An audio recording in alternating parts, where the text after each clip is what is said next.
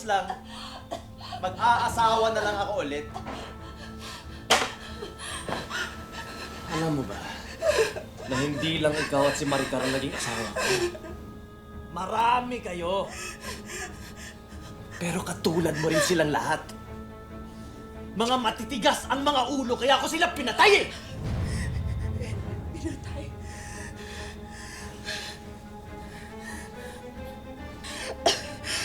Okay ka na nga sana eh. Maganda ka. Mabait. Tapos bibigyan mo pa ako ng anak.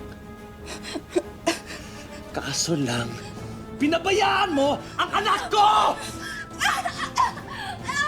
Ba't mo siya pinatay? Ha? Anak, ano kaya kung maglaro tayo ng Toskoy? Heads, patay. Tails, buhay. Ready?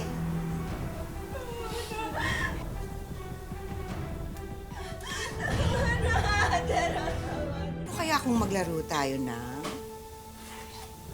Toskoy? Heads, patay. Tails, buhay. Ready?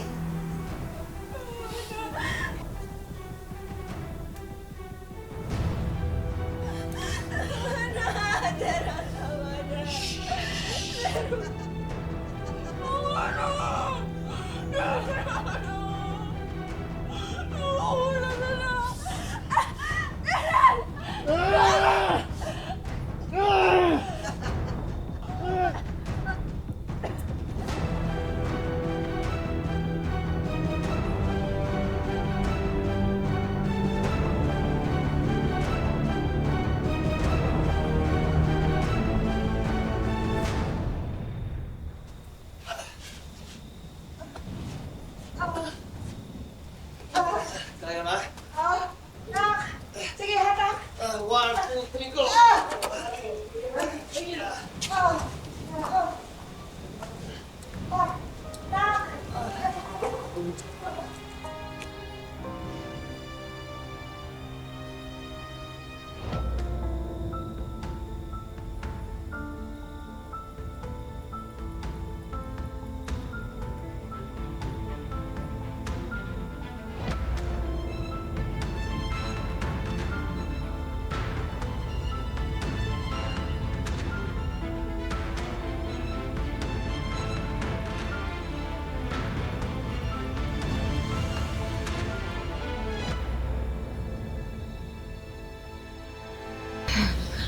Salamat.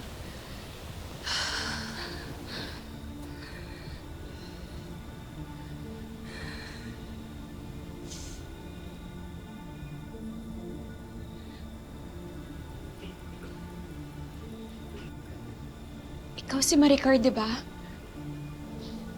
Paano mo ako nakilala? Nakita ko yung picture mo dun sa mansyon. Pero, akala ko namatay ka na. Ako rin yung pulubi na lumapit sa'yo nung kasal mo. Umalis ka na dyan! Umalis ka! Magsisisi ka! Huwag ka magpakasal sa kanya! Di ba binalaan kita? Pero hindi ka nakinig. Ikaw yun? Pasensya na kung hindi ako nakinig sa'yo nun kasi naniwala talaga ako kay Gerald eh. Pero paano ka nakaligtas?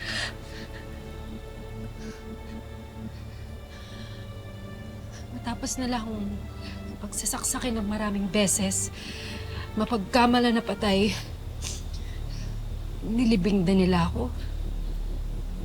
Alam mo yung kahit sobrang sakit na nung katawan ko sa sobrang daming saksak, pilit ko talagang hukayin yung sarili ko sa lupa kasi gusto ko pang mabuhay.